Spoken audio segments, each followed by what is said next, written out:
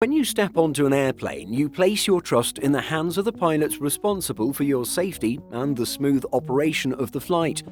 Of course, behind the scenes, these aviators adhere to a multitude of regulations and guidelines to ensure that every flight is as safe and efficient as possible. For today's video, let's dive into 5 little-known rules that you might not be aware of when it comes to the job of a commercial airline pilot. Number 1. Pilots must hold a current medical certificate. On our website, we unfortunately have to report every now and again on situations where a pilot becomes incapacitated mid-flight. Thank goodness there are 2 pilots on board, and from time to time there's a passenger on board who is an off-duty pilot. Ensuring pilots are healthy and fit to perform their duties is critical, especially when those pilots are flying with passengers. To that end, pilots are required to hold a current medical certificate demonstrating their physical and mental fitness to operate an aircraft. These certificates are issued by authorized aviation medical examiners and come in different classes based on the type of flying the pilot does. The higher the class, the more stringent the medical examination, and generally the more frequently they must get the certificate renewed. Of course, these are examinations that one can't study for, but on the other hand, living a healthy lifestyle and taking care of oneself will certainly increase the chances of passing a medical check and getting that all-important certificate. This also means that pilots can lose their ability to fly if they are unable to pass a medical examination. Even a minor health issue could lead to temporary grounding until the issue is resolved. This stringent medical evaluation process strives to ensure that pilots are in the best health and condition for your flight. Number 2. Beards are a no-go. While it might seem trivial, facial hair is often regulated by airlines, especially in the United States. This prohibition is generally rooted in safety concerns surrounding the use of oxygen masks in the case of cabin depressurization. A proper seal is essential for the effective operation of oxygen masks during emergencies, which is understandably critical for pilots. The reasoning goes that a beard could potentially prevent the mask from creating a proper seal, compromising the flow of oxygen to the pilot's lungs. While this is the standard in the States, it is worth noting that this line of thinking has been challenged in recent studies. Many airlines outside of the US do not require their pilots to be clean-shaven. Air Canada has now changed its policy on facial hair for pilots to allow neatly trimmed beards with a maximum length of 1.25 centimeters. An FAA advisor circular titled "The Influence of Beards on Oxygen Mask Efficiency" concludes, "Bearded crew members should be aware that oxygen mask efficiency is reduced by the presence of facial hair. Demand masks, such as those used in protective breathing equipment, many times cannot be donned rapidly nor seal effectively when used by bearded individuals. This can adversely affect the performance of the mask and reduce crew member awareness, capability, and performance." Nonetheless, even in the US, pilots are usually allowed to sport moustaches, as long as they are neatly trimmed and do not interfere with the mask's seal. Number 3. There are strict alcohol consumption regulations in place. Alcohol and aviation are a combination that must be handled with utmost care.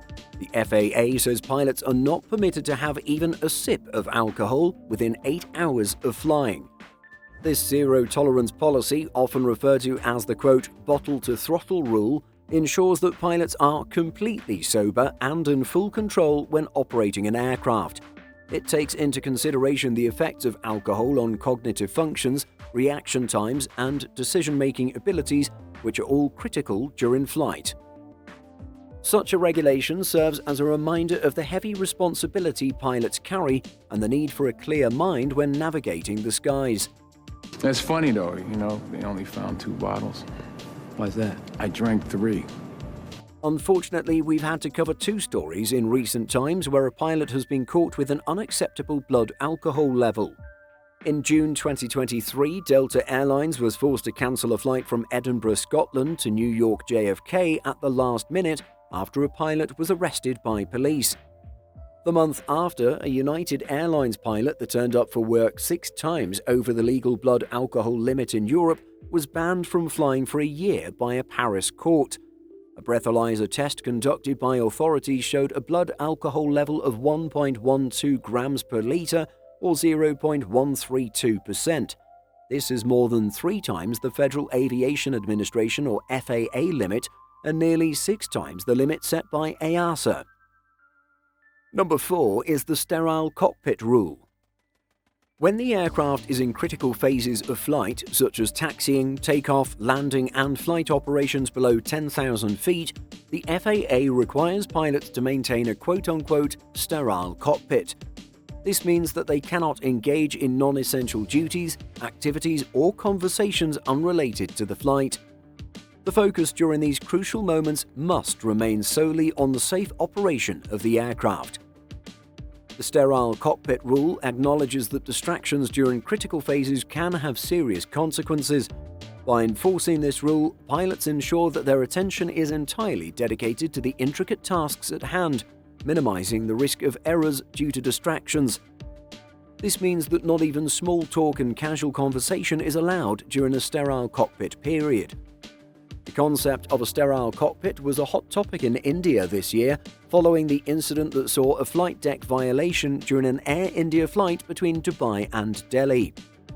An Air India cabin crew member complained that on February 27th, the captain asked to make the cockpit, quote, appear welcoming, warm and comfortable, as though he was preparing his living room for a lady friend. The airline subsequently ordered the upholding of a safe cockpit environment to avoid such situations from occurring.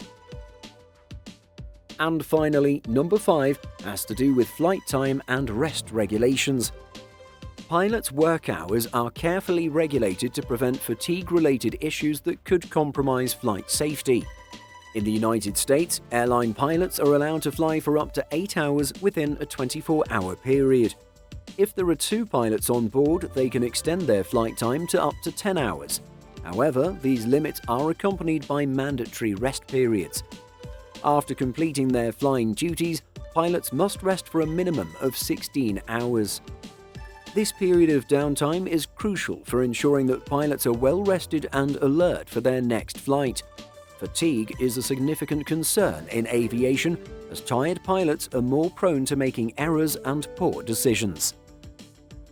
So how many of these rules and regulations were you aware of before watching this video?